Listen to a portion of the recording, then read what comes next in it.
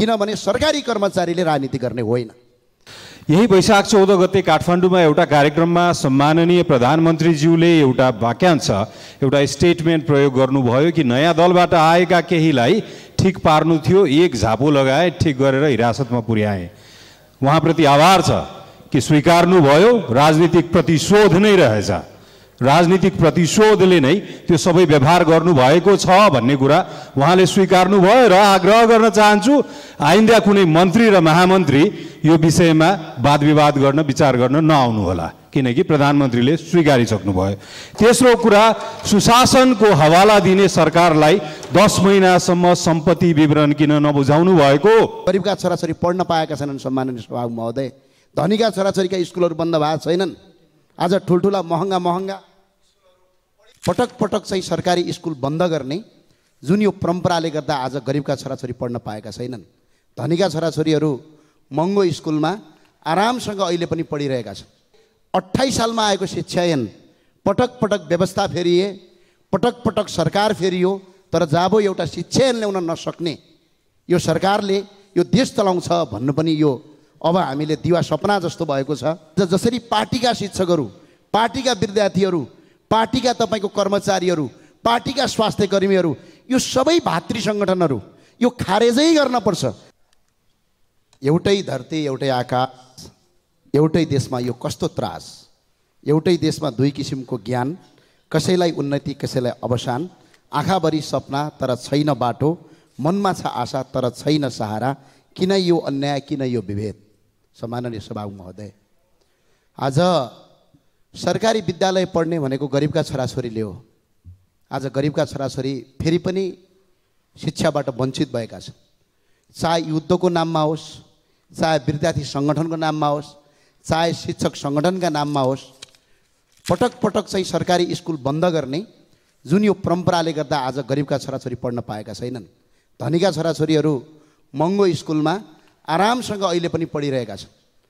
एउटै देशमा शिक्षा जुन नीति नै बन्यो यसले चाहिँ देशलाई सही बाटोमा अगाडि बढाएन। हामीले नेपालको संविधान 2072 लेख्यौँ, त्यसको धारा 31 मा हामीले धारा 31 मा शिक्षा सम्बन्धी हक लेख्यौँ, सबै नागरिकलाई पढ्न पाउने, विद्यालय जान पाउने भन्यौँ, तर आज वञ्चित भएका छन्।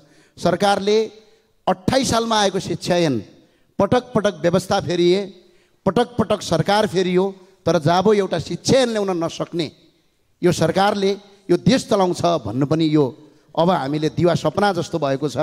त्यो भएको हुनाले सम्माननीय सभामुख महोदय, सरकारले यो हल गरोस् र जसरी विद्यालयमा आज जसरी पार्टीका शिक्षकहरू, पार्टीका विद्यार्थीहरू, पार्टीका तपाईँको कर्मचारीहरू, पार्टीका स्वास्थ्य कर्मीहरू, यो सबै भातृ सङ्गठनहरू यो खारेजै गर्न पर्छ, किनभने सरकारी कर्मचारीले राजनीति गर्ने होइन। त्यो नगर्दासम्म नेपालमा शिक्षा अगाडि बढ्न सक्दैन। र अहिले जसरी पनि शिक्षामा गुणस्तरीयहीन भएको छ, जसरी देशमा आज पनि पुरै शैक्षिक संस्था ठप्प छन्, गरिबका छोराछोरी पढ्न पाएका छैनन्। सम्माननीय सभामुख महोदय, धनीका छोराछोरीका स्कुलहरू बन्द भएको छैनन्। आज ठुल्ठुला महँगा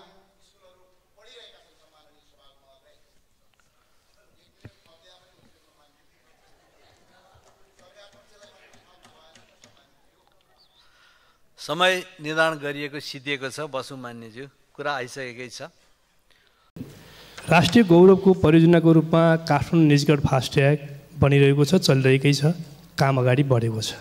अलि छिटो अगाडि बढ्नु त्यो उपयुक्त हुनेछ।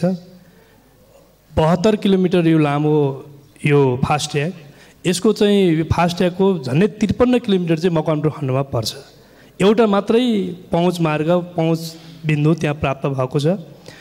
मकवानपुरको सिस्नेरी दोभानबाट एउटा पहुँच मार्ग, पहुँच बिन्दु फास्ट्यागसँग जोडिने हो भने ललितपुर, मकवानपुर, सिङ्गो सँगसँगै धादिङ र चितवनले पनि लाभ लिन पाउने अवस्था बन्छ। यसतर्फ सरकारको गम्भीरताका साथ समय दिएको छैन, आसन ग्रहण गरौँ, उहाँको कुराहरू सुनौँ। माननीय सदस्य आसन ग्रहण गरौँ। माननीय सदस्य आफ्नो कुरा अगाडि बढाउनुहोस्। मैले सरकारको यस विषयमा मकवानपुरको सिस्नेरीको दोभान पोइन्टबाट फास्ट्याग जोड्नका लागि पहुँच बिन्दु निर्माण होस्। यसको लागि मैले सरकारको ध्यान आकर्षण गराउन चाहन्छु, सरकारकोसँग यो विषयको माग पनि गर्न चाहन्छु। यसले सिङ्गो मकवानपुरवासी मात्रै होइन, ललितपुरवासी, चितवनवासी र धादिङले पनि यो पोइन्टबाट लाभ लिन सक्छ। यसतर्फ राष्ट्रिय प्रजातन्त्र पार्टीका सह अध्यक्ष रविन्द्र मिश्रज्यूको विचार र व्यवहारप्रति मेरो सहमति नहोला, तर उहाँप्रति राज्यले गरिराखेको दुर्व्यवहारको चाहिँ त्यसप्रति मेरो विमति छ, घोर विमति छ। त्यसैले त्यसमा सच्याइयोस् र चचियोस् भन्ने म आग्रह र ध्यान आकर्षण गराउन चाहन्छु। यही वैशाख 14 गते काठमाडौँमा एउटा कार्यक्रममा सम्माननीय प्रधानमन्त्रीज्यूले एउटा वाक्यांश, एउटा स्टेटमेन्ट प्रयोग गर्नुभयो कि नयाँ दलबाट आएका केहीलाई ठिक पार्नु थियो, एक झापो लगाए, ठिक गरेर हिरासतमा पुर्याए। उहाँप्रति आभार छ कि स्वीकार्नुभयो, राजनीतिक प्रतिशोध नै रहेछ, राजनीतिक प्रतिशोधले नै त्यो सबै व्यवहार गर्नुभएको छ भन्ने कुरा उहाँले स्वीकार्नुभयो। र आग्रह गर्न चाहन्छु आइन्दा कुनै मन्त्री र महामन्त्री यो विषयमा वाद विवाद गर्न विचार गर्न नआउनुहोला, किनकि प्रधानमन्त्रीले स्वीकारिसक्नुभयो। तेस्रो कुरा, सुशासनको हवाला दिने सरकारलाई 10 महिनासम्म सम्पत्ति विवरण किन नबुझाउनु भएको? हाम्रो देशमा त शिक्षा स्वास्थ्यको त स्तर खस्कै छ, त त्यो भन्दा पनि अन्तर्राष्ट्रिय बेइज्जत भएछ सरकारले बाटो समयमा नबनाएर। नारायणघाट र बुटबल सडकको खण्ड एउटा विदेशीले गएर अहिले भिडियो राखेको छ, सबै मान्य साथीहरूलाई पनि हेर्न भन्छु कि नेपालको सडक हेल हो भने यो नर्क हो। अनि त्यहाँ बाटोको भिडियो पनि खिचेर राखिदिएछ र 6 वर्षमा जुन दिनदेखि पार्टीको निर्माण व्यवसायीसँग हुन थाल्यो, उसले राज्यको बजेट लुट्ने, समयमा ठेक्का कम्प्लिट नगर्ने, त्यसको म्याद थपिराख्ने। त्यस कारणले म सरकारसँग आग्रह गर्न चाहन्छु कुनै पनि ठेक्कामा म्याद थप्ने क्लज हटाइयोस्। त्यो म्याद थप्ने नाउँमा कुनै हरेक प्रोजेक्टको कस्ट पनि बढाइन्छ सरकारको मिलोमतेमा र त्यसलाई समय पुरा गर्दैन। किनकि लुम्बिनी एउटा विश्वको लागि पर्यटक ठाउँ हो। लुम्बिनी आएको मान्छे काठमाडौँ आउँछ, सबैसँग प्लेनमा चढ्ने खर्च आउँदैन, बाटोबाट आउन चाहन्छ, टुरिस्ट चाहन्छ कि बाटोबाट हेर्दै जाउँ। त्यहाँ 6 घन्टा 8 घन्टा लाग्छ। आए पनि जानको ग्यारेन्टी छैन कि जान बचेर आउँछ कि उतै दुर्घटना भएर समाप्त हुन्छ। सैकड़ौं दुर्घटना भइरहेछ। खास गरी गणतन्त्रको एउटै देन हो लुटतन्त्र। लुटतन्त्रले के हुन्छ, सबभन्दा बढी निर्माण व्यवसायले लुट्यो। किनकि जहाँ जहाँ सडक अलपत्र छ, प्राय काङ्ग्रेस एमाले कसम खाएको छ कि हामी सबै निर्माण व्यवसायलाई पार्टीमा भित्राउँछौँ र देशको सार्वजनिक बजेट सत्यानाश गर्छौँ। किनभने मेरै क्षेत्रमा यही प्रधानमन्त्री हुँदाखेरि 165 निर्वाचन क्षेत्रमा पछिल्लो कार्यकाल, अहिलेको कार्यकालको कुरा गरे होइन, उहाँले शिलान्यास गर्नुभयो, ठेक्का लागेर शिलान्यास गर्नुभयो, तर आजसम्म बनेको छैन। किन? ठेकदार काङ्ग्रेसको जिल्ला सभापति छ। अब काङ्ग्रेसको जिल्ला सभापति भएर समयमा सडक बनाउने त मिल्दैन। त्यो एउटा रणनीतिक छ, त्यो पनि बोर्डरसँग जोडिएको छ। अनि नेपाल भारतको सिमाना 12 बोर्डरदेखि लिएर सुकुम्बिया माइतीसम्मको सडक अहिलेसम्म बनेको छैन, 6 साल भइसक्यो, जबकि त्यसको म्याद जम्मा 2 साल थियो। मैले के भन्न खोजेको भने पार्टीको आवरणमा, सरकारको आवरणमा देशलाई अस्तव्यस्त नबनाऊ। काठमाडौँमा आएको टुरिस्ट उसले लुम्बिनी जान खोज्यो भने कसरी जाने? आए दिन सबभन्दा बढी नेपालमा दुर्घटना हुन्छ। चाहे मुगलिङ पोखरा सडक जाउँ, चाहे मुगलिङ नारायणघाट सडक जाउँ, चाहे काठमाडौँ हेटौडा सडक जाउँ, कुनै पनि सडकको अवस्था छैन। जो बन्छ पनि त्यसको गुणस्तरीय छैन। इभन काठमाडौँको सडकको स्थिति बेहाल छ।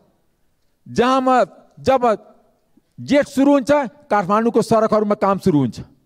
फागुन चैत हिउँदोमा काम सुरु हुँदैन, बर्सात आएपछि काम सुरु हुन्छ कि ताकि यात्रीलाई अनि गाडीवालालाई शास्ति होस्।